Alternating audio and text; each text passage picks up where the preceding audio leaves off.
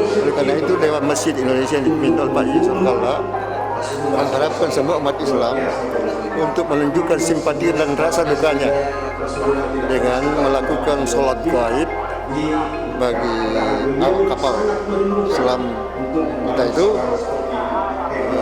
Mudah-mudahan apapun yang akan kita saksikan sebentar itu bisa memberikan semangat bagi keluarga yang ditinggalkannya. Semoga mereka tabah menghadapi hidup, dan kalau terjadi bahwa awak ini meninggalkan kita semua, maka kita doakan semoga arwah mereka itu mendapat tempat yang layak di sisi Allah Subhanahu wa Ta'ala.